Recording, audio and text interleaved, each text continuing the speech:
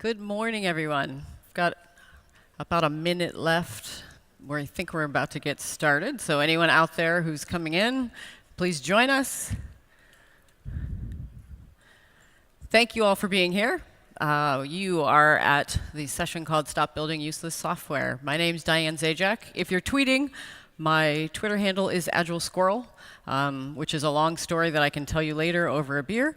It's not a name that most people forget, and I've had it for a long time, so at this point I'm just going to keep it as my Twitter handle. So we're here today to talk about not building useless software. We want to learn a little bit about a technique called empathy mapping. And we're also going to talk a little bit about some of the biases that we carry around with us. So first of all, let's make sure we all understand what useless is. If you were to look at your phone right now, I bet you could count 100 features on that phone that you never use. They are useless to you.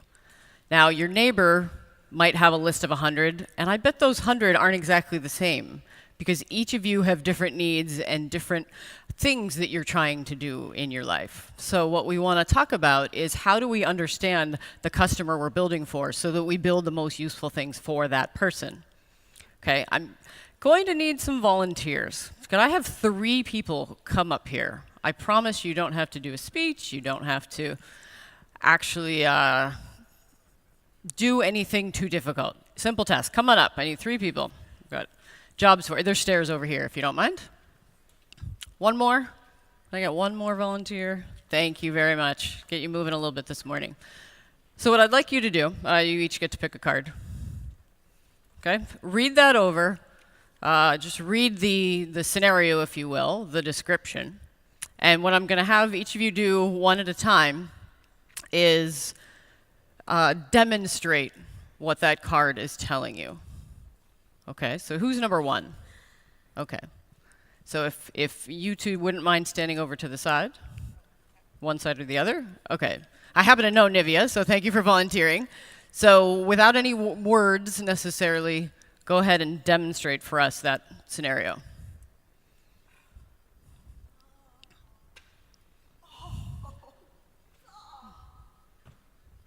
Okay, perfect.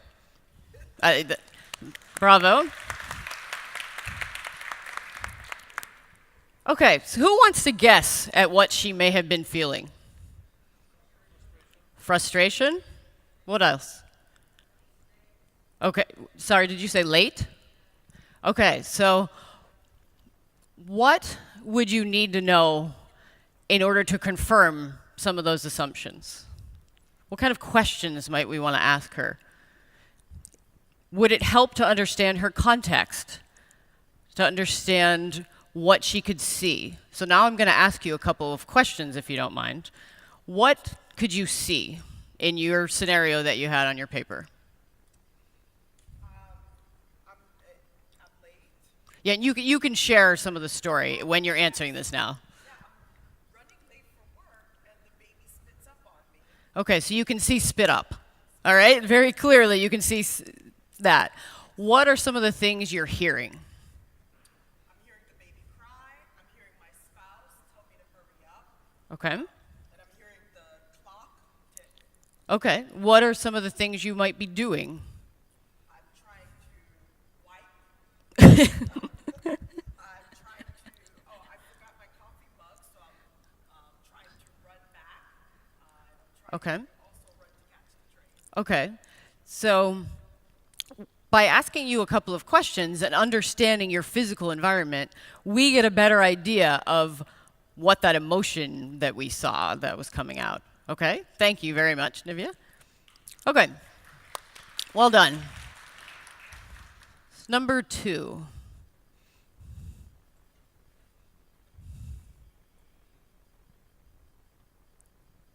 Okay, all right. What might number 2 be feeling? Sad, I'm hearing. Tired. Bored, did I hear? Lonely, okay. All right, now what are some of the things that you're seeing if you look at your description? I'm 75 years old, and I'm Okay. So she's seeing medical bills. She's seeing maybe how old she is, certainly. And what are some of the things you're hearing? She's frustrated. Okay. She also has her office manager is keeping the heat down, so she's freezing. Okay, so office manager, oh, thank you. Office manager is perhaps kind of complaining about the heat, so the heat's been turned down. Okay. Oh, wait, say that again? I have some fever as well. Okay, so she has a bit of a fever. She's getting cold. Now, folks who stand with their arms crossed is one of the most misrepresented, completely misconstrued expression because it can mean thousands of things. So we want to caution ourselves against looking at body language like it tells us something because it could mean any number of things. Thank you very much for your help. Thank you. Okay. Now our third one.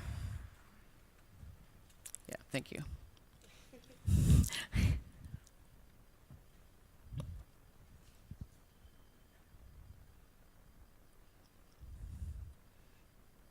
Okay, what's going on with person number 3? Any guesses? Bored? Tired? Sad. That last look was really sad. Thank you very much. You can get up now. Now, these sort of got progressively harder. So let me ask you a little bit about your context, because I think all of us saw a lot of ambiguous things. We've got sadness, bored, but what is actually going on with this person? So what were some of the things that you saw? A depressingly empty stairwell. Empty stairwell. Okay. What did you do? Waiting and suffering. Okay. Okay. And what did you? What action did you take that caused the suffering? And I forgot my home key. I just moved in. I knew no one. My roommate was due in like 30 minutes. okay. And also my medication for my hay fever is in the apartment and I can't get to it. Okay. So would anyone have guessed that it was allergies? So he actually wasn't sad. He wasn't depressed. Maybe a little bit frustrated that he forgot his keys. But we interpreted some of the physical signs as what was going on inside of you. And we want to caution against that. Thank you all very much. Yes. Thank you. Okay, so one of the big lessons we want to take is we don't want to confuse interpretation with observation. So we observe physical things, and then we process that, matched it to patterns that we had in our head, and made some guesses as to what was going on with these people. And as you can see in just some simple examples, we can be way off in what our assumptions are kind of bringing to that interpretation. The other thing at play in a lot of this are a bunch of biases that we carry around. If you Google common biases, you're going to get a list of 100. It seems like every other week somebody is coming up with some new bias. We're just going to talk about a couple of the most common ones that a lot of us are subject to, especially in the world of software. Because as we build, as we talk about our customers, we can't help but sort of influence our opinion of them based on our own personal experiences. And the best way to overcome biases is to, first of all, be aware of them. So if you know you're doing this thing, you can compensate a bit for them. First one we want to talk about is the recency bias. So how many of you were late for the train this morning? Oh, I see a couple hands. You may have actually immediately identified with her, oh crap, I'm running late, I'm looking at my watch, because it's fresh in your mind that just happened. What if you had just gotten into a fight with your neighbor? Maybe you would have seen her as angry or somehow like having some kind of altercation with someone. The things that we most recently have experienced are the things that we're going to color our interpretations of as we go forward. Now, it's a super common thing. We all do it without knowing it. If we stop and at least consider it, we can try to overcome some of this. Another common one is the familiarity bias. So I am Polish, so that is a picture of some delicious Polish pierogies and kielbasa. If I were to take a taste test and try 12 different types of pierogi, the one that tastes the most like my mother's are the one that I'm going to say are the best. That's what I'm familiar with. They're also pretty delicious. So I would carry that with me. Now, if your mother made pierogies that were slightly different than mine, we would bring that with us to this new experience that we're having, and it would help us prefer the one that we're familiar with a little bit more. It's not something that we can always be aware of. When I see someone with their arms closed, I personally think they're cold because I'm cold all the time. So I walk around like that all the time, and that's my first thing I would assume about someone with their arms closed. So what we bring to this makes a big difference how we view our customers. Another common one, and in the IT industry, gender is a big topic, but I just want to touch on this. So in my short time here in Sweden, I've definitely noticed a difference in I'll say the neutrality of language and signs. I was walking yesterday, or biking actually, into the city center, and I noticed in the parks and crosswalks, your images of people walking in a crosswalk looks kind of like a man holding a child's hand to walk across the street. In the US, all the signs are a woman in a little dress holding a little kid's hand. I've never seen an image of a man holding a person's hand. For whatever reason that in the US, it's much more gendered. I don't know if that's true in my short time here. That's my experience. Are there certain words? Are there things that you hear? If I said laundry, would you have an image of a man or a woman? I'm seeing a little neutral. Probably depends on your experience. It depends on who does the laundry most at home in your own experience. In the US, there are very, very specific keywords. And this has been unfortunately studied and quantified. If I said executive, most people think of a man. If I say, in that example of the person who was late for the train and had baby spit up, we would have immediately thought mother in the States. That's just unfortunately embedded into what we do. So we want to be aware of some of these triggers, some of the common things, so that we don't accidentally sway what we're doing as we're building software. So let's talk for a second about our 75-year-old grandmother. So if I were to tell you that she doesn't like technology, she knits scarves for a local homeless shelter, and that she plays cards with her friends once a month for the last 30 years, would you have an image of someone like this? Or would you imagine someone like this?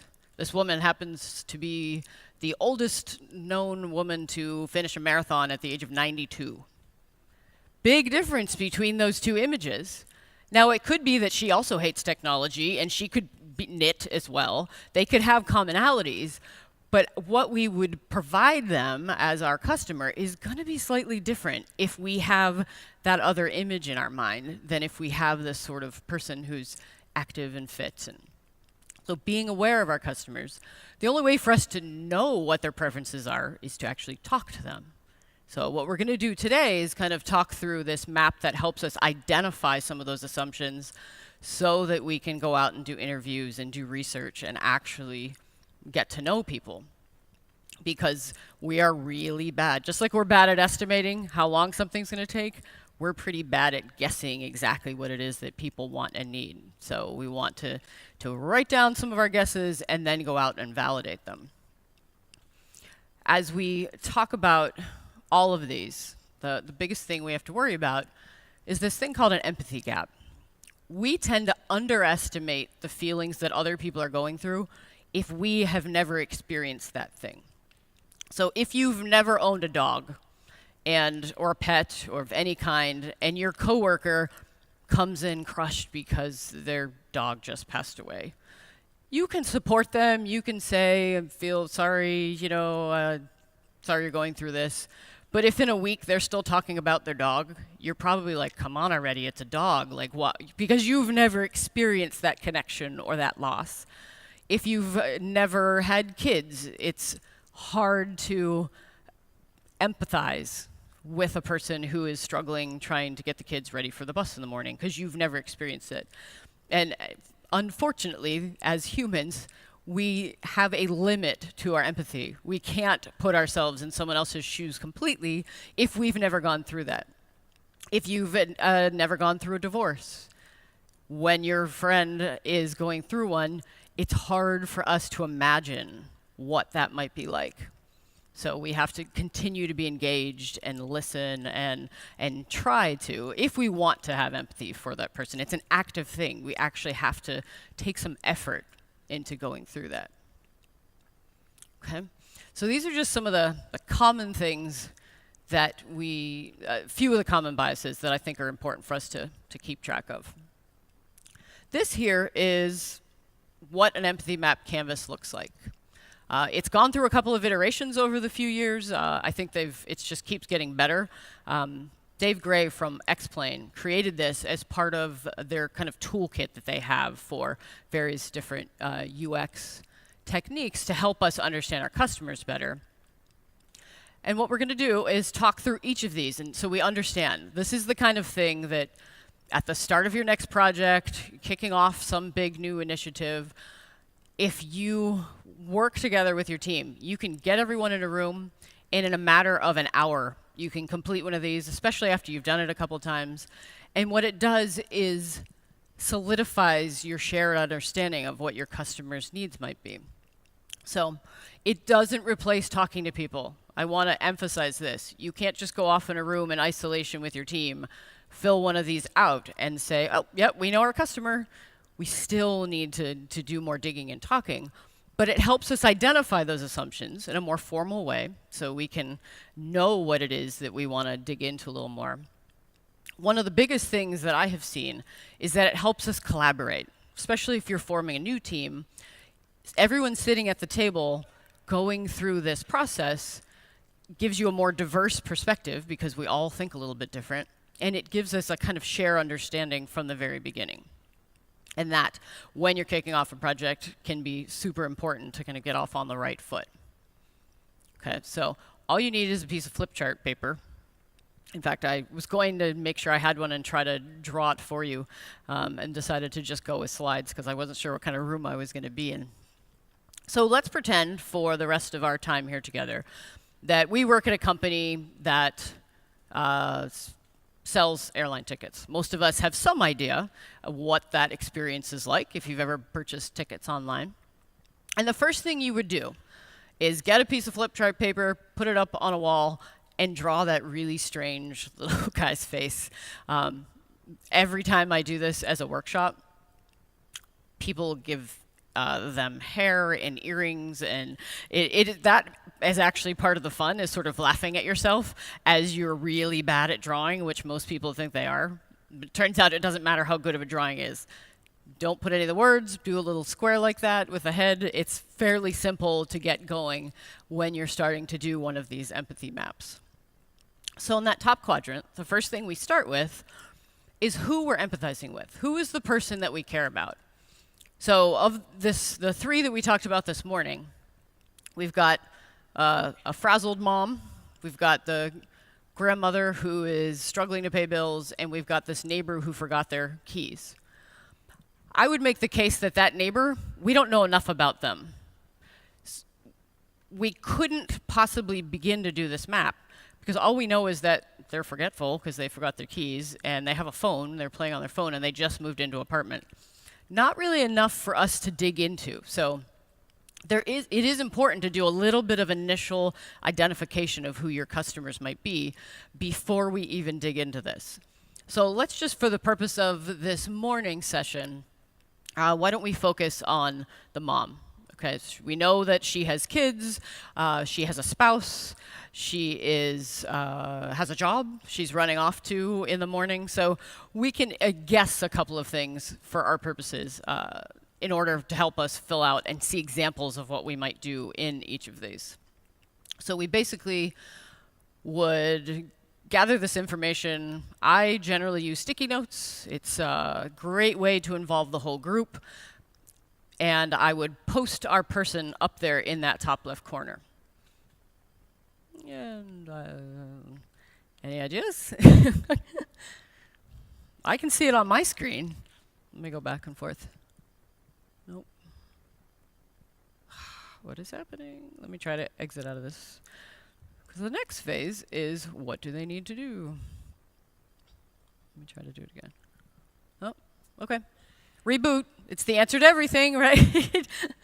Okay, so this next little quadrant, this little slice of that square, is really digging a little bit bigger into what they need to do. So if this is a frazzled mom that we're writing some software for, what are the types of things that they would need to do?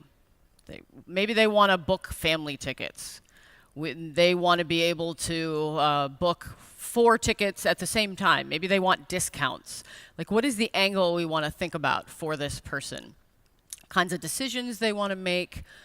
And then we want to think about, how do we know if they've been successful in their tasks? What are some of the signs, again, observable? Because this is not qualitative, it is quantitative in a great deal. We want to have actual things that they can complete when we fill this out. We're thinking about things we can see and actually kind of prove that they're able to achieve when we do this. Okay. I'm afraid to hit the buttons now. All right, so I was starting to do that a little bit with these folks up here. We think about, what do they see? So if you were this frazzled mom, what are the types of things that that mom would see? And this, I'd love to get a little more interaction on this, so please shout out. What if you're a mom and you're shopping for airline tickets, what else would you see? Is Facebook a thing here in Sweden? Maybe you see all your other mom friends posting about what a great deal they got on Southwest, or I don't know what airlines you have here most popularly, but maybe when they drop off their kid at preschool, they are seeing what some of the other parents are doing as they're talking about what trips they're going on. You know, all of their neighbors are going to Disney World. That would be, what's your Disney World here? What's the most popular place for families to go? Say that again? Oh, okay. I'm not going to try to repeat that. Okay. Then we want to talk about, what do they say? So we heard her in this scenario. I think I heard some swearing, but you tried to keep it clean there. If they were booking airline tickets while their baby's trying to take a nap, they've got 15 minutes to try to do this. If their window takes 30 seconds to load, what are they saying? Bleep, bleep, bleep. They're probably going to be impatient a bit. They're going to be anxious to get this task over with as quickly as possible. Okay. Now, when we think about what they might do, what are the things we would consider a mom to be doing? What kind of behavior would we observe while they're trying to book these tickets? Can we multitasking? Okay, so they're probably also taking care of one of the kids while they're trying to book their tickets. Okay, that's the first one that jumps to mind for me as well, having had 2 kids and trying to book tickets and do everything all at the same time. So we're in the process of this, and if you were doing this with your team, I would highly recommend doing this in stages. My favorite approach is to do silent brainstorming, give everyone 2 minutes to basically write down one idea per sticky note of what they think this persona would do. At the end of the 2 minutes, and 2 minutes is actually a really long time. You start to get a lot of ideas in 2 minutes. Then we put them together. It's this idea of divergence and convergence. So we diverge, we go off and we each try to think of everything we can without being anchored by the people around us on the team. And then we put those all together Get rid of duplication, maybe rewrite some because you're like, oh, that sounded great. I like how you wrote that. And so we are then literally putting these stickies on our flip chart paper so that section of the square is filled up with these wonderfully descriptive words. And we create this mental image of what this person would do. And we would do that for each one of these. So by the end of the session, your entire map is filled up with Post-its. So you're not trying to gather it all in one. You're not trying to sum up what they're doing in one little phrase, one little sentence. We want to get a robust image of what this persona would be doing. Does that make sense to everyone? Anyone doing that kind of silent brainstorming? Okay, just a few hands. I would highly recommend looking into it. There's a lot of science behind how our brains work and how to do better brainstorming other than the stand at a whiteboard and try to collect ideas from everyone. There's some limitations to that method because of how much we get anchored by the people around us. So highly recommend, even if you Google silent brainstorming, you will find lots of information, different techniques for how to do that. And those are perfect for this kind of activity. So after we think about what they do, we want to, you might be guessing at this point, what do they hear?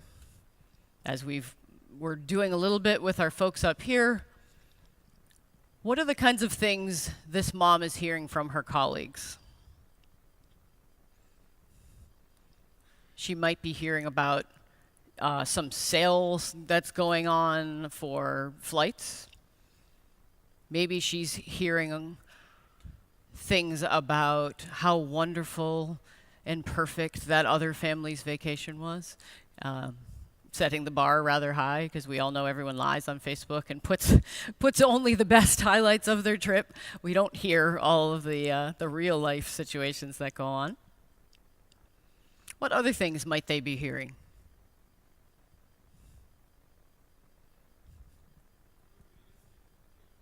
Oh, listening for the kids, very practically. So yes, yep. So if they're trying to multitask, if they're trying to do this while their kid is napping, they're kind of on guard maybe.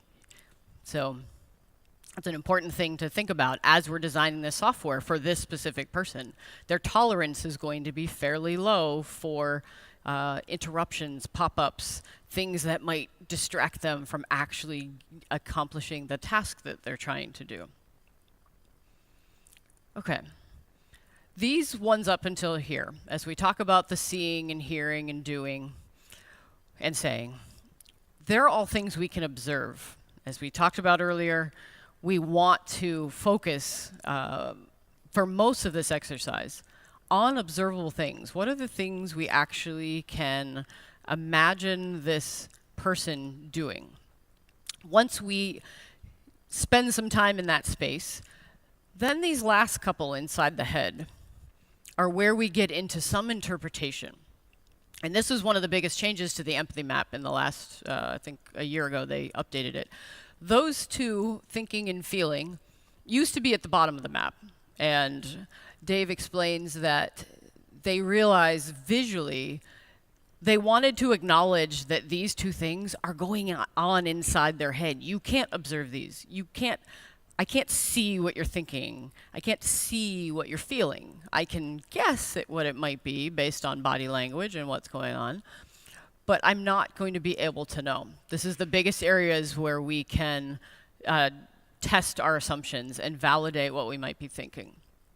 So we talk about things like, what are the fears and frustrations? So if you were this frazzled mom, what might be one of the things you're frustrated about or afraid of? Anyone traveled with kids in an airplane? It's terrifying. I think I'd rather do almost anything else than travel with a kid. I travel a lot, and I always end up in the seat right in front of the screaming baby for the 6-hour flight. Although I got lucky on the way here. Did not have any crying babies on my flight. But if you're that mom, what are you afraid of? And think broadly. Okay, long flights. Are you considering things like, if I don't take my family on this vacation, they will think they had a horrible childhood?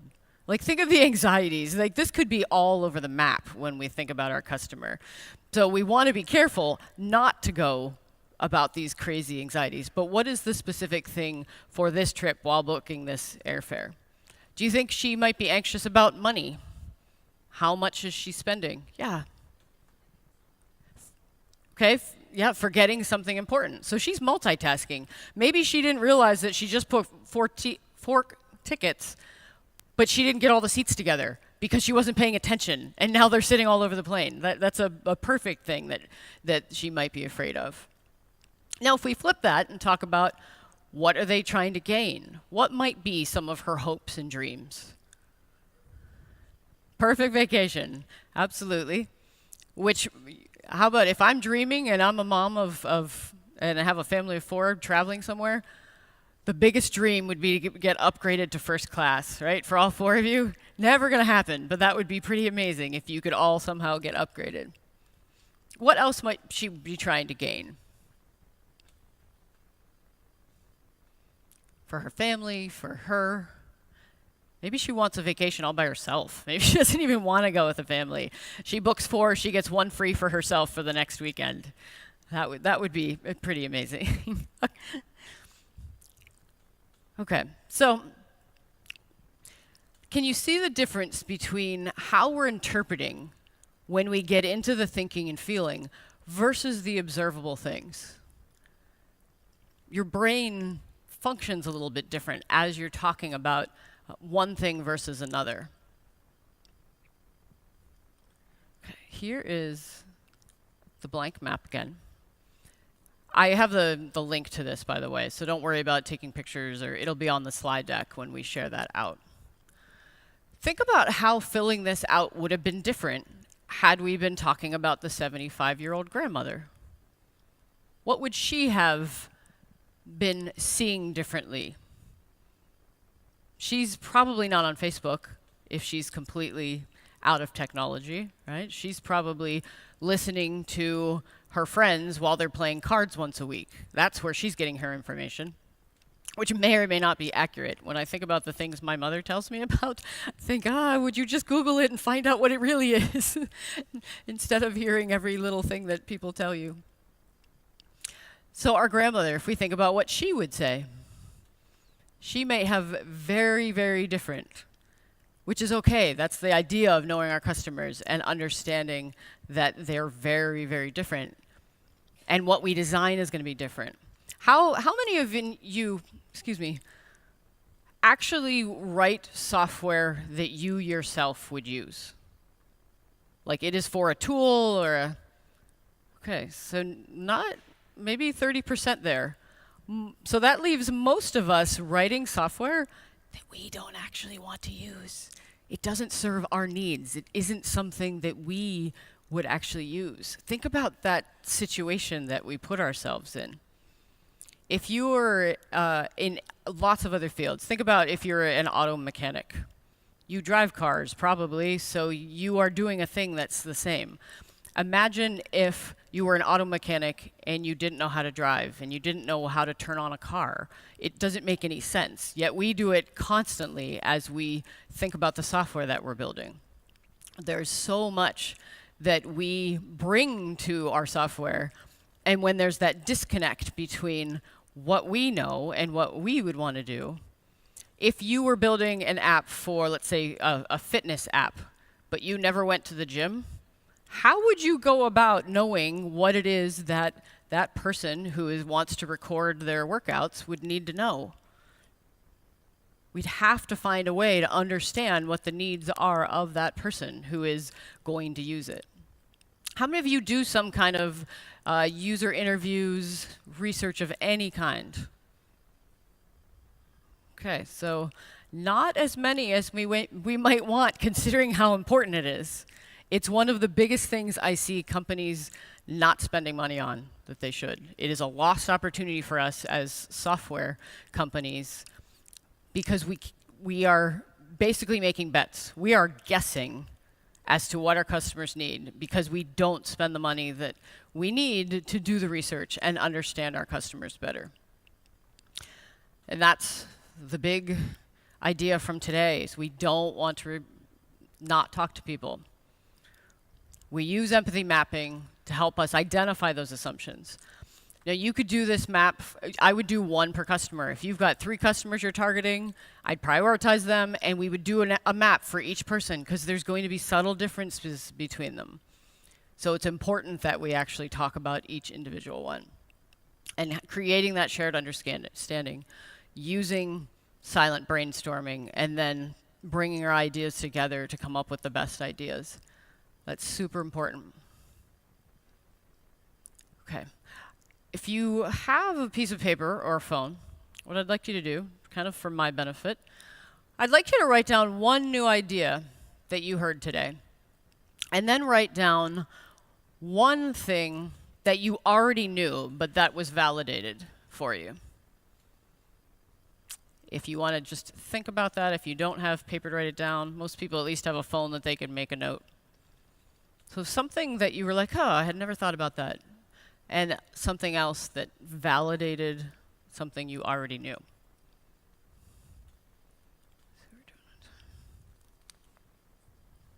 I'll give you just a minute to do that.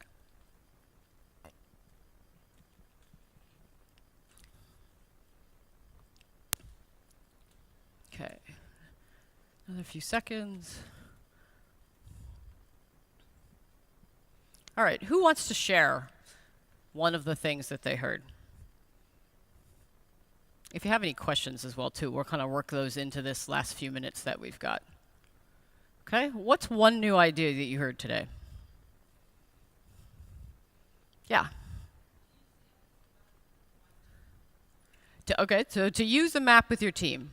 How many of you work on teams and could actually do a session like this? I'm hoping a good number of hands. Okay, most of us in some form or another are working with the team. So, okay, what other idea or aha that you had that you'd like to share?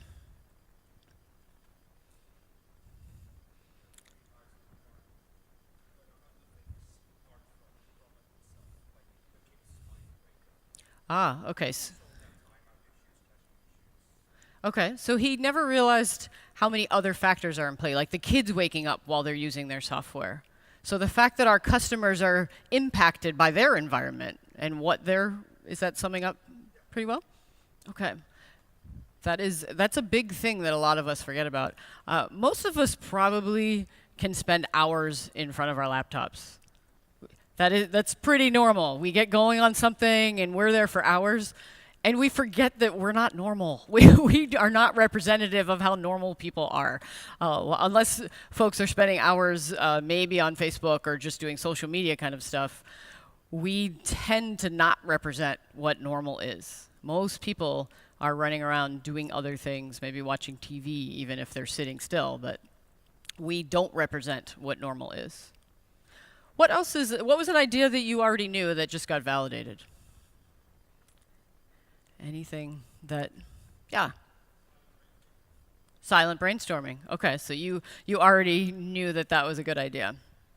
And that's something I would greatly encourage any of you working on teams to look into that sort of activity because it can be super helpful.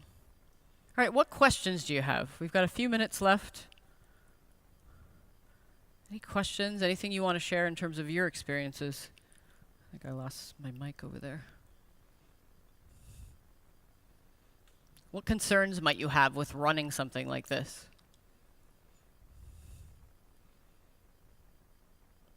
Yeah.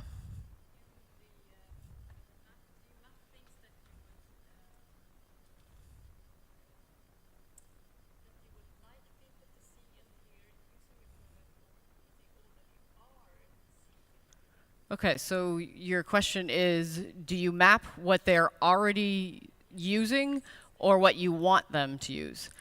So in a sense, the map is less about the actual software that they're using and more about their environment. So what are they impacted by, influenced by? So things that they're hearing on social media, things in their current environment, whether they're multitasking and they're trying to watch kids while they're using your software. So it's less about the activity of doing the software, using the software. And that's a good point to bring up. Yeah.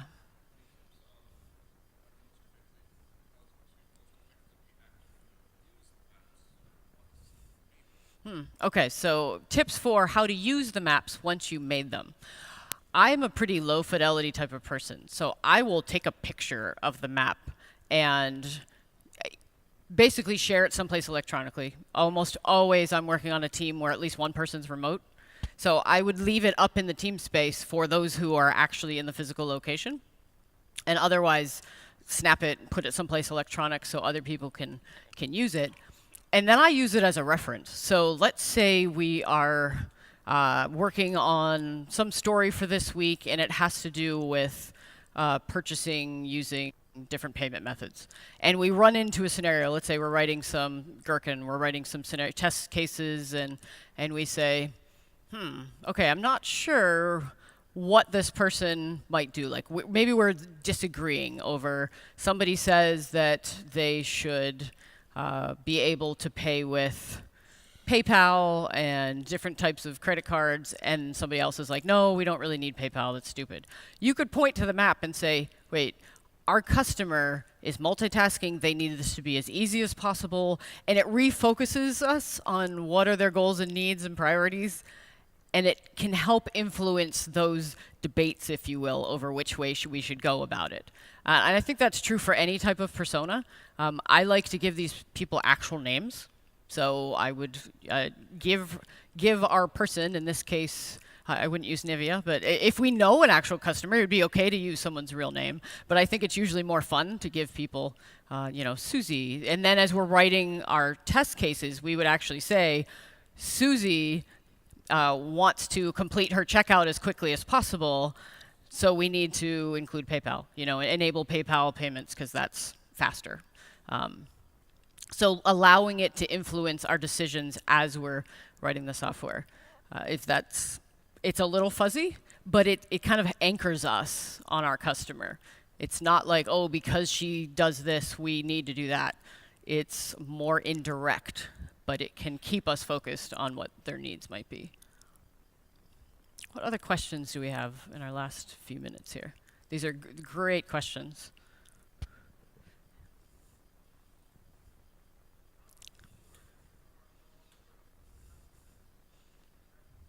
How do you make sure you cover all sorts of customers with different backgrounds? I think the short answer is you can't. You can't possibly cover all the customers. We do our best. We look at what our goals are as a company and the software we're trying to build. I'm probably trying to make money of some kind or another. So the whole idea of market research and product management is a science in itself. This is one tiny little tool that can help us once we've already identified a couple of people. So as we set up here, that neighbor, we didn't know enough about them. If we really somehow identified apartment dwellers between the ages of 25 and 35 who have roommates, then we could dig in a little bit more and understand what this person might be dealing with. But there isn't, in my experience, there's no perfect way. We are never going to identify all the customers. If we can identify a few and do it well, I think most of what we are trying to do in this whole agile space is not about going faster. It's about providing quality software to the people that we are actually trying to serve, because we're never going to be able to serve all of the people.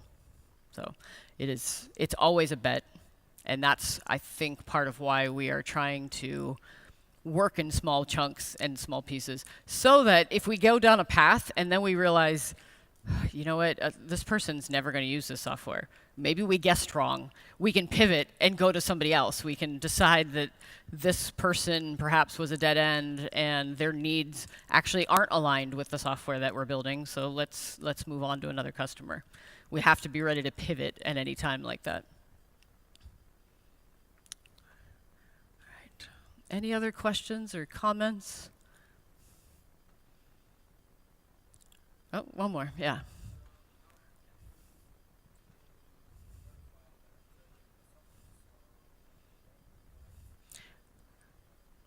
Okay, how do we verify that our assumptions are right or wrong? How do we test those assumptions? The best way would be to build something as quickly as possible and get it into the hands of one of the people we've actually identified, some person that can actually use it. It might be rough, it might be ugly, and that's one of the hardest things for a lot of companies to do, is to put in front of a customer something that isn't polished and beautiful. But the fastest way we can get that feedback is to put actual software in front of them. Some folks will do very low fidelity paper type of prototyping and put that in front of people. I find that's not as common in my experience. It's usually likely that we can get some kind of a rough piece of software in front of people.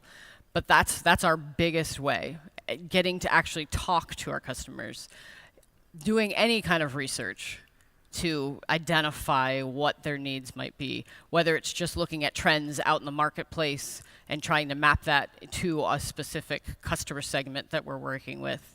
But ideally, the best way to get feedback is to put software in the hands of our users and see if we guessed right, see if we understand what they might need. Okay, I think with that, we're going to close the session. Thank you all very much for your participation and attention.